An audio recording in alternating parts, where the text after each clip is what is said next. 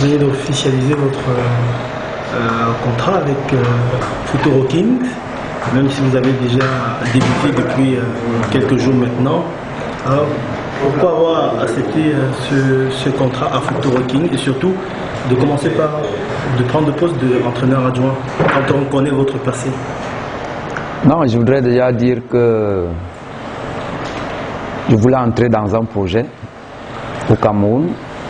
J'ai eu des propositions, mais j'estimais qu'il n'y avait rien de concret. J'étais prêt à travailler même en deuxième division.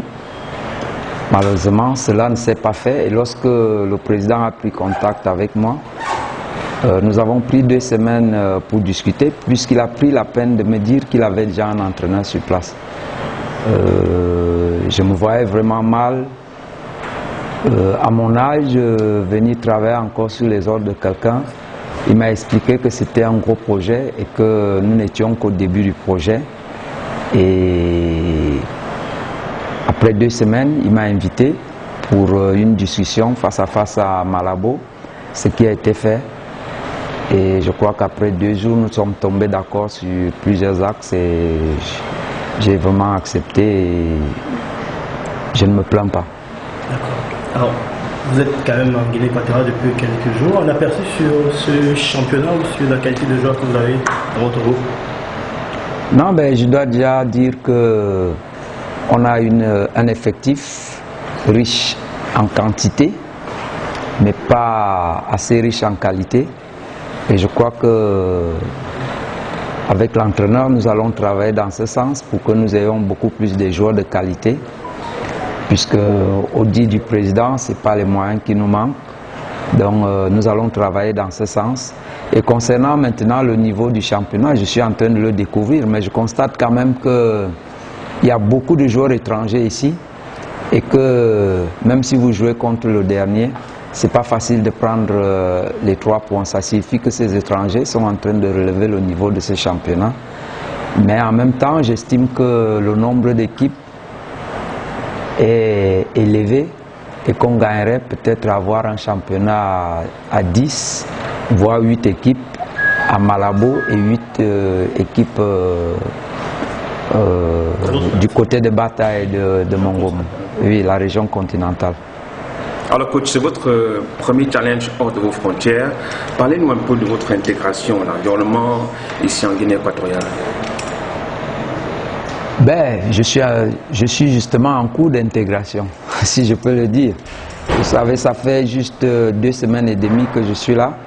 Donc, mais j'ai pas de problème d'intégration parce que, comme vous devez le savoir, je suis béti. Donc, je peux parler béti ici. Je me fais comprendre et moi aussi, quand on parle fan ici, je comprends très bien. Et surtout à Mongomo, nous avons beaucoup de nationalités ici. Et je crois que pour la plupart, c'est des gens qui s'expriment en français. Donc, je n'ai pas de problème d'intégration. Maintenant, au sein de l'équipe, j'ai eu la chance de rencontrer quelqu'un de très ouvert, Jean-François,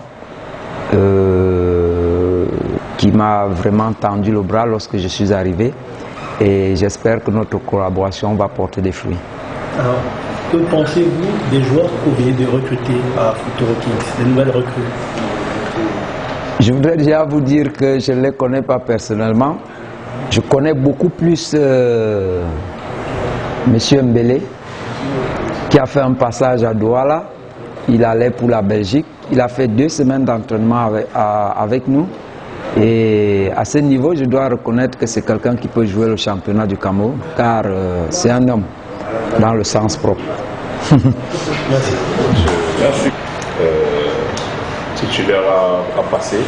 Quelle stratégie vous avez présentée dans ce classique? On sait que c'est le match entre guillemets vaincre ou mourir, vu les positions des équipes au classement. Est-ce qu'on va jouer en défense? Est-ce qu'on va jouer l'attaque? Ça sera quoi votre stratégie demain?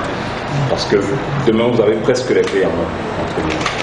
Non, je voudrais déjà vous dire que ce genre de match, on ne va pas se jeter dans la gueule du loup. C'est d'autant plus que vous avez suivi notre président. Nous sommes le petit poussé dans ce match. À Kondengui, c'est l'équipe que tout le monde connaît, que ce soit en Guinée équatoriale et même en Afrique, qui a déjà eu à faire des compétitions africaines. Donc au niveau de l'expérience, cette équipe est plus nantie que nous.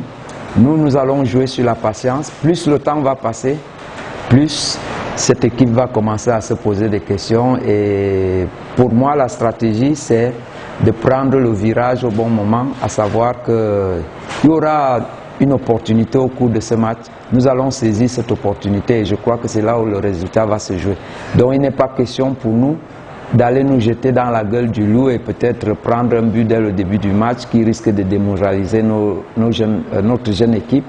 Nous allons être patients et tout au long du match, je crois que nous allons saisir nos opportunités et essayer de faire la différence. Super.